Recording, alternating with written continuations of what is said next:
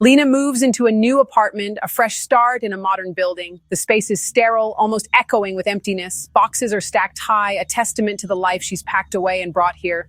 She stands alone in the center of the living room, surveying the empty space, a blank canvas waiting for her personal touch.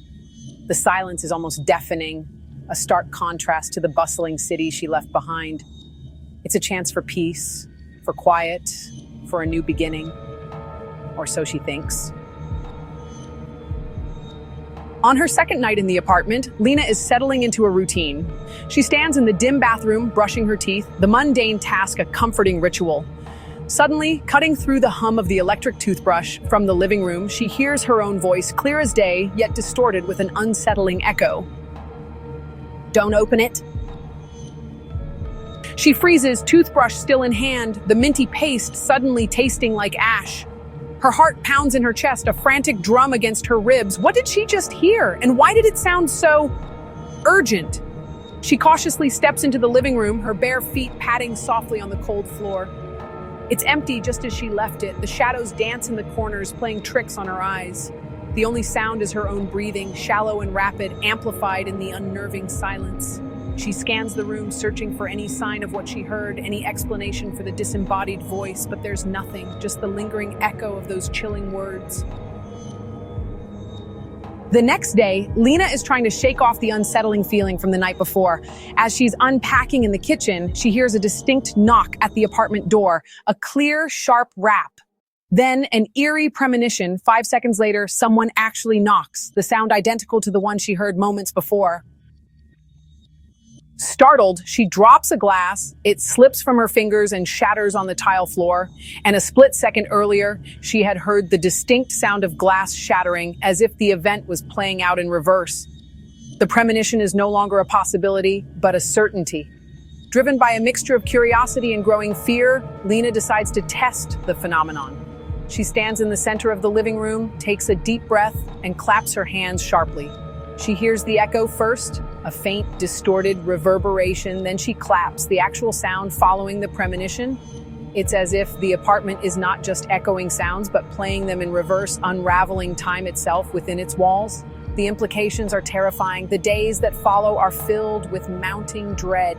Lena finds herself constantly listening, straining to hear the echoes of the future, trying to decipher their meaning. The apartment, once a symbol of hope, has become a prison of premonitions. The echoes grow stranger, more disturbing. She hears herself screaming, a blood-curdling shriek of terror, but she hasn't screamed yet, the sound of phantom hanging in the air. She hears the distinct click of the door unlocking, the tumblers turning, but she never touched it, never even approached the entrance. Then a whisper, close to her ear, yet seemingly coming from everywhere at once. It's almost time. The words are laced with an ominous anticipation, a sense of impending doom. Lena is paralyzed by fear, trapped in a loop of reverse sounds and terrifying premonitions. She knows something terrible is coming, but she doesn't know what or when or how to stop it.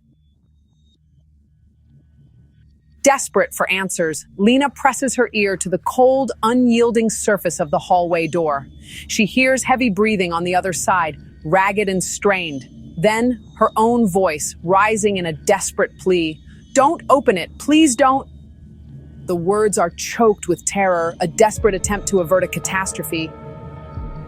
A wet, tearing sound follows, a sickening rip that makes her stomach churn. Then silence descends, heavier and more oppressive than before. Lena stumbles back from the door, her mind reeling, her body trembling uncontrollably. The premonitions have become too real, too vivid, too terrifying to ignore. She knows she should run, escape this apartment of horrors, but a morbid curiosity, a desperate need to understand keeps her rooted in place.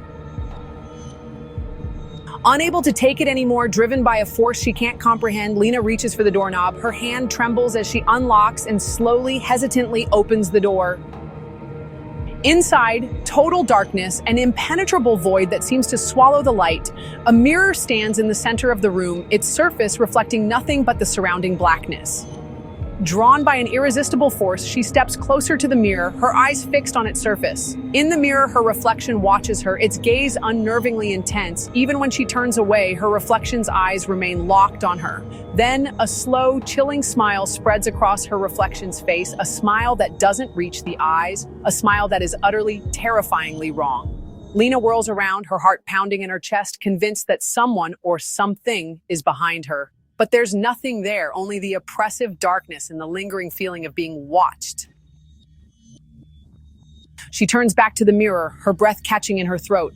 Her reflection is gone, vanished without a trace, leaving only an empty black void where her image should be. The absence is more terrifying than any monster.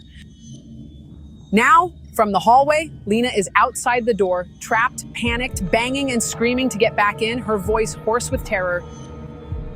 Inside the apartment, sitting calmly on the sofa, bathed in the soft glow of the living room lamp, sits a perfect copy of Lena, an exact replica. Calm, silent, watching with cold, unblinking eyes. The echoes of the future have become her present, a terrifying reality from which there is no escape. The door has been opened and something has crossed over.